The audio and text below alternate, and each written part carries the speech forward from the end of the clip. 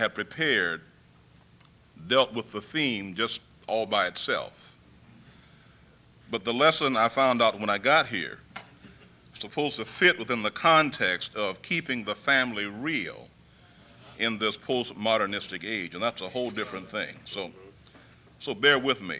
I just ask you to be with me and to pray with me that by the Spirit of God, those things that have elevated in my mind as I've listened and attempted to synthesize what has already been spoken can find some fit conclusion within the context of this question: what's love got to do with it?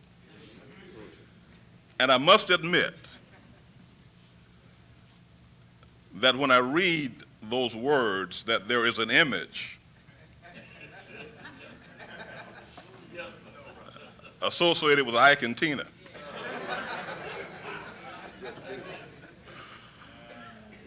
But we trust God that in the Spirit He will be able to help me to share some things with you. I also want to caution you that whatever you're looking for probably won't fit with what I'm going to give you. Turn, if you will, to 1 Peter, 2nd chapter.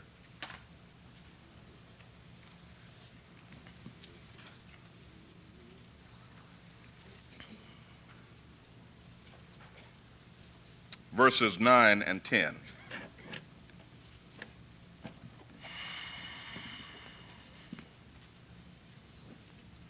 There is a construct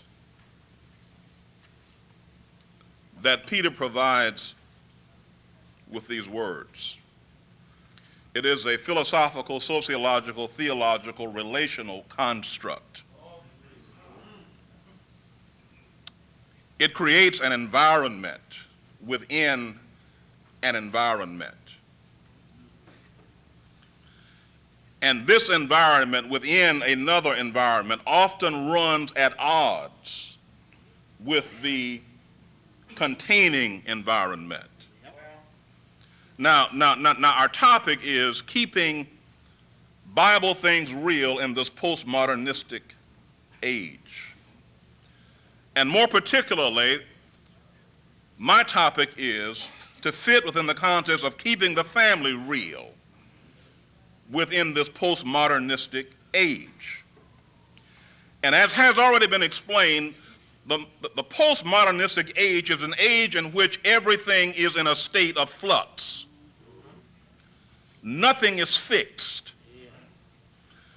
We devolve into a time of situational ethics based upon how we feel and how we respond and what we want to get out of the situation we find ourselves in. Everything that was formerly tied down has now been torn up. And I'm not so concerned about the outside world. What I'm concerned about is the inside world. And in case you didn't know it, I'm talking about the church. 1 Peter 2 and 9 says, and listen to this construct, listen to it. He says, but ye are a chosen generation, a royal priesthood, a holy nation, a peculiar people,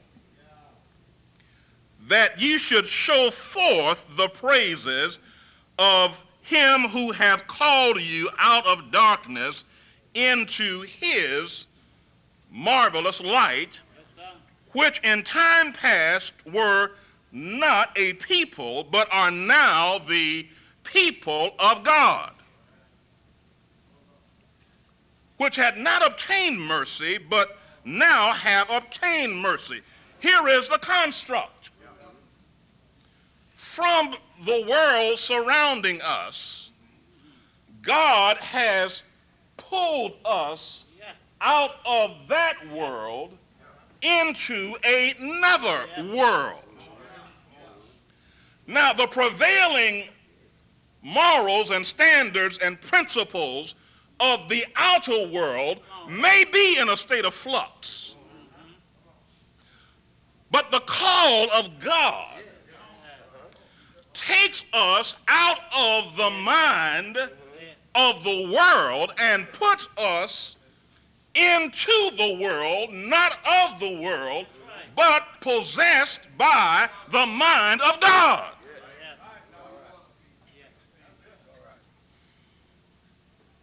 And so here we are. This world within a larger world. And the construct says, for everyone who has been called out of darkness into the light, the inner world is for the purpose of showing forth the praises of him who has called us. Anything can happen in the world outside.